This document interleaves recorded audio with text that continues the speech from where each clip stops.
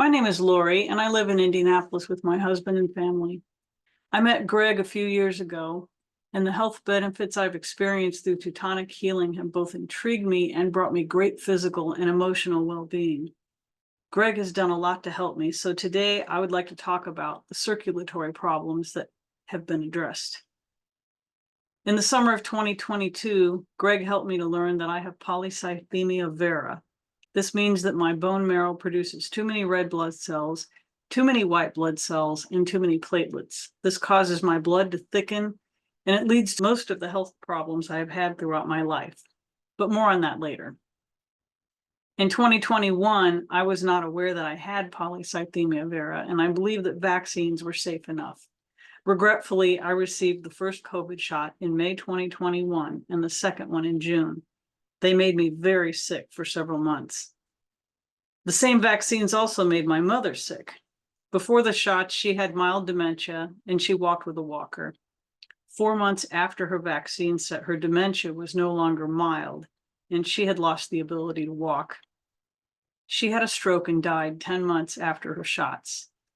Oh yeah, she had COVID when she died. My mother and 2 of her friends died shortly after receiving the vaccines, so I began to suspect that it had caused blood clots. Unfortunately, I was also very quickly developing my own problems. 6 months after the COVID shots, my heart was out of rhythm most of the time. I was so fatigued that I could barely function. I had a pain in my right leg that turned out to be a blood clot. Fortunately, Greg was able to work to reverse most of the vaccine damage. I had several sessions with Greg where he removed the spike proteins and got my heart working again.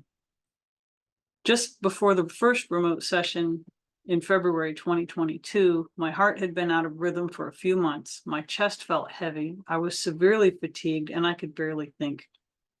Greg could see that I had blood pooling in my heart and that it was very dangerous. He and one of his students worked to correct the problem. I felt a surge of defensive energy as something in the vaccine tried to fight him. They could both see what was happening. Somehow they managed to contain the attack. When they were finished, they were both relieved, and Greg asked me to get a drink of water. Within 10 minutes, I felt noticeably better. The next day, I felt like I had my life back. My heart was beating normally, and my energy level had returned to normal.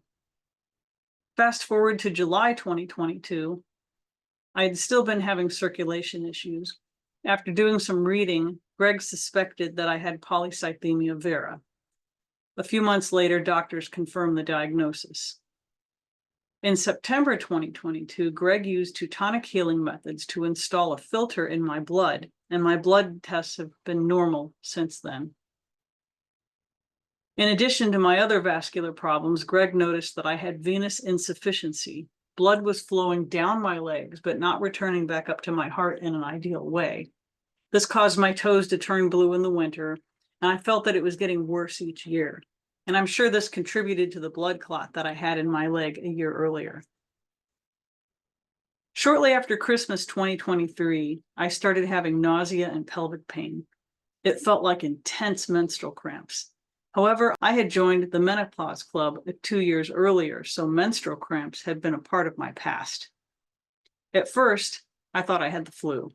Later, I realized it was worse than that. So I contacted Greg. He asked one of his students, Callie, to join him.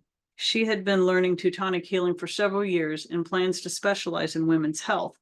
So this is not only a good experience for her, but she could add to his talents to help me. My experience for the previous 2 weeks had been horrible. I had not been able to eat much of anything solid, so I'd been making meals of chicken bone broth and homemade El Ruteri yogurt. One day I dared to eat an apple. I was nauseous for 6 hours. You would think that eating next to nothing for 2 weeks would result in some weight loss, but no. I initially lost 5 pounds, but didn't lose any weight the second week of being starved. After that many days of being in as much pain as I was in during labor and childbirth, I started feeling like death was near. I couldn't imagine going on with that kind of pain, and I wondered what value my life could have. As Greg and Callie scanned my body, they could see the cause of the pain. Blood had been pooling in my legs and pelvic area for years. In addition to that, I had a webbing of extra blood vessels growing around my stomach and around my uterus. They could also see endometriosis, uterine fibroids, and polycystic ovarian syndrome. After a couple of conversations and some reading, he suspected that I had pelvic congestion syndrome. This would explain the hormone imbalance that made it impossible for me to lose weight. After Greg determined that I had pelvic congestion syndrome, he, Callie, and I all did some more reading and research on the subject. I read that most women with pelvic congestion syndrome spend more than 15 years trying to get an accurate diagnosis. Sadly, they are often referred for psychiatric care when doctors can't find anything wrong. I thought of my mother. She had the same symptoms. She went to doctors for more than 20 years. Eventually, she was diagnosed with deep vein thrombosis, venous insufficiency, and a long list of other problems. After years of doctors dealing with it inadequately, she died after having a stroke. In my opinion, that stroke was induced by the COVID shot, but pharmaceutical companies deny that. However, I digress. In my first session with Greg and Callie, they did several things to alleviate the pain. Greg took an image of my uterus from my body at age 18 and asked that my current uterus be replaced with the younger one. It had been significantly damaged over the years. He had done some work to correct the polycystic ovarian syndrome and endometriosis. Next, he worked to repair the veins in my pelvic area and around my stomach. He said that I had a webbing of extra veins that had grown because of venous insufficiency. The veins were filling with extra blood that was pooling there and creating areas of thickened blood. Very dangerous. This is what was causing the pain I was in.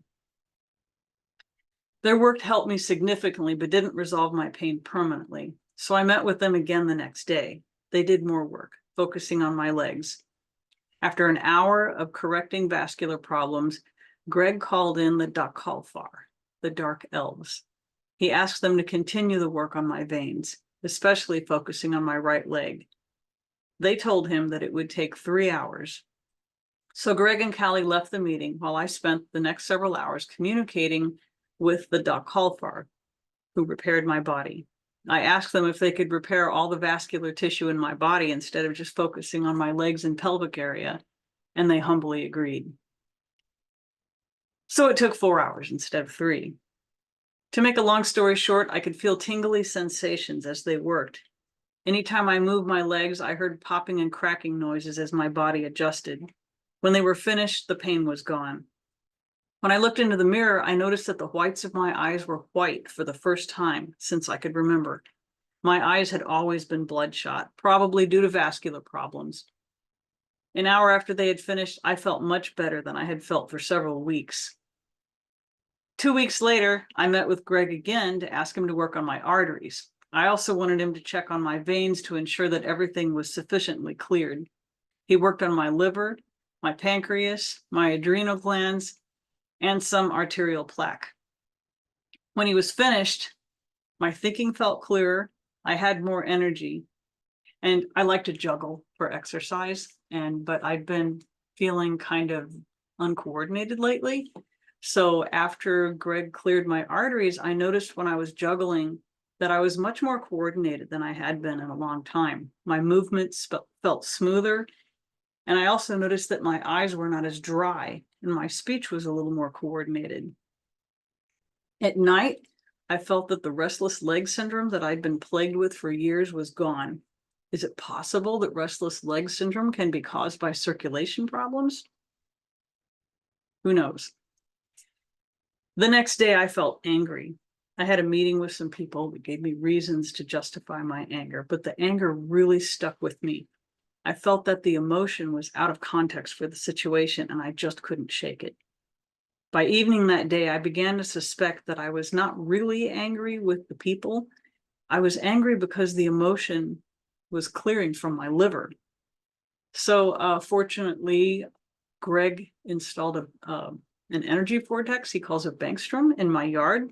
I went outside and stood on the Bankstrom for a few minutes and allowed the anger to drain into the ground. I was at peace for the rest of the day. Sometimes physical healing in one area can lead to an emotional release. When handled appropriately, the emotional release can be a part of the healing process. When participating in a Teutonic healing experience, it's important to note that many conditions heal in layers. As of today, it has been more than a month since Greg, Callie, and the Duck Hallfar worked on my vascular system. I feel that the next layer of trouble is in the process of surfacing, but I feel 90% better than I did before their work. When I go to the gym, I'm able to walk farther and more quickly than I ever had before, and I've been able to do more strength training without feeling fatigued. The best part of it is that I will live to see another day, so I can take my healing to the next level.